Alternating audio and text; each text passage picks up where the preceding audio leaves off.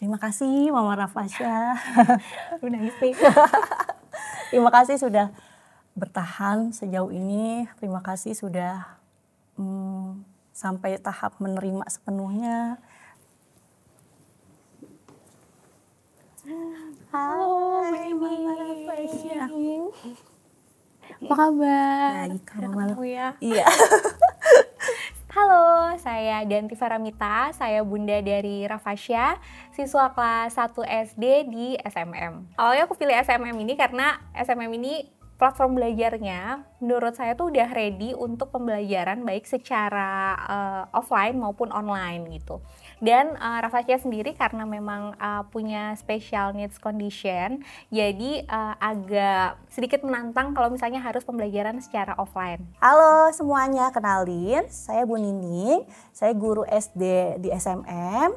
Saat ini saya mengajar kelas 1 SD daring. Nah, salah satu murid kelas 1 saya yaitu adalah Rafasya. Karakter Rafasya di rumah versus Rafasya saat proses belajar mengajar. Yang aku rasain ya di rumah sama saat proses belajar mengajar itu sebenarnya nggak terlalu banyak beda sih Bu Nining. Justru aku seneng karena berarti di sekolah Rafasya bisa tetap jadi dirinya sendiri. Bedanya lebih ke dia kalau di kelas lagi belajar tuh versi Rafasya yang lebih bertanggung jawab gitu. Kalau di sekolah pada proses belajar mengajar Rafasya ini ceria. Ceria banget anaknya tuh, selalu bikin teman-temannya ketawa gitu kan, selalu dan banyak ngobrol juga. Oke, banyak ngobrol ya Bu. Seperti yang tadi kita sampaikan, kalau Rafasya ini selalu memulai pembicaraan ke teman-temannya, ke kelompoknya. Jadi gitu. dia bisa mencairkan suasana. Betul, gitu ya Bu. mencairkan suasana banget anaknya tuh.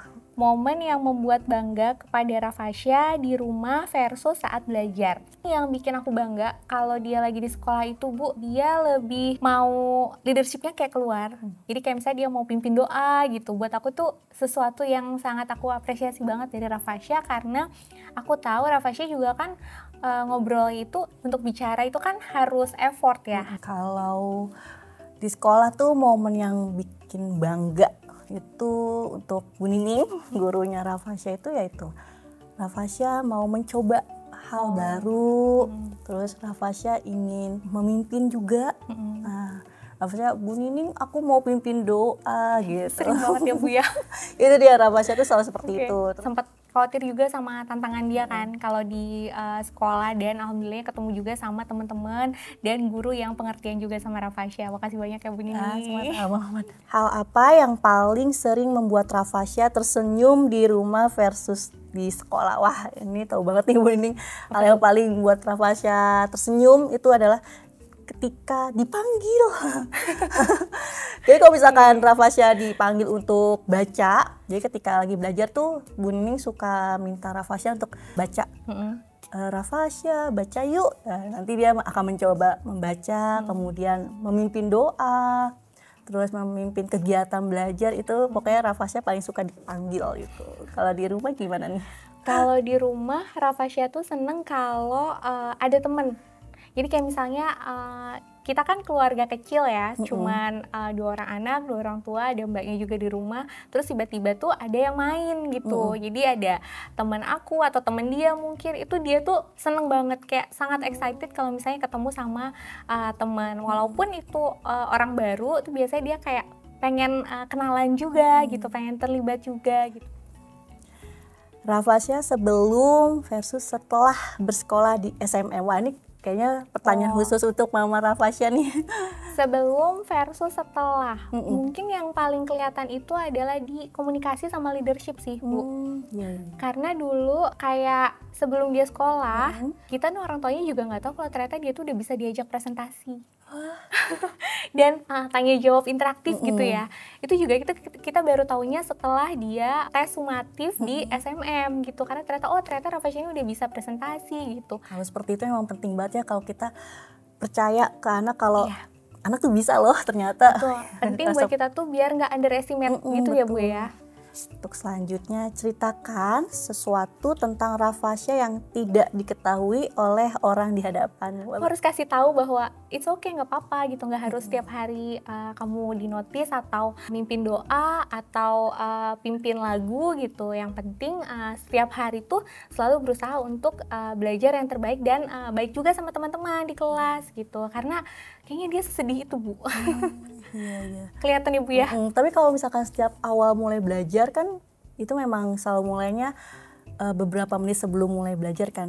Nah, Rafasya selalu muncul, "Selamat pagi, Bu Nining." Dan pada saat itu ada momen dimana manggil, "Halo Rafasya." Itu jadi makin mood tuh, dia tuh makin bahagia. Apalagi kalau misalnya dipanggil ya. Oke. Jika kamu berganti peran dengan orang di hadapanmu, kira-kira bagaimana jadinya? Berganti peran.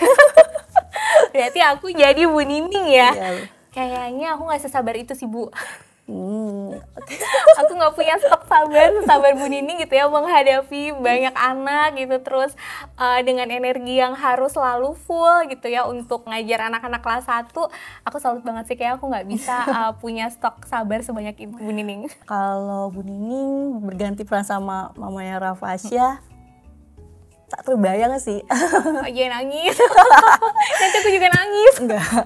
Jadi memang pasti ketika mungkin memiliki seorang Rafasya, itu pasti bukan hal yang mudah ya, Mama. Pasti ada momen di mana ada pergejolakan hati antara menerima dan tidak, dan itu pasti prosesnya panjang banget untuk menerima sepenuhnya gitu kan. Dan aku nggak tahu nih apakah aku akan bisa seperti Mama Rafasya sampai detik ini gitu loh. Hebat banget Mama Rafasya. Udah aja gitu. Nanti aku nangis nih. Berikan apresiasi kepada orang di hadapanmu karena sudah menjadi bagian penting dalam hidup Rafasya. Kalau Bu Nining ke Mama Rafasya cuma mau bilang, terima kasih Mama Rafasya. Udah nangis nih. Terima kasih sudah bertahan sejauh ini. Terima kasih sudah sampai tahap menerima sepenuhnya. Terima kasih sudah menjadi ibu yang baik untuk Rafasya, untuk adiknya Rafasya. Mungkin terima kasih juga sudah menjadi istri yang baik untuk ayahnya Rafasya. Itu saya sih. Terima kasih. Nangis nih. Udah. Kasih.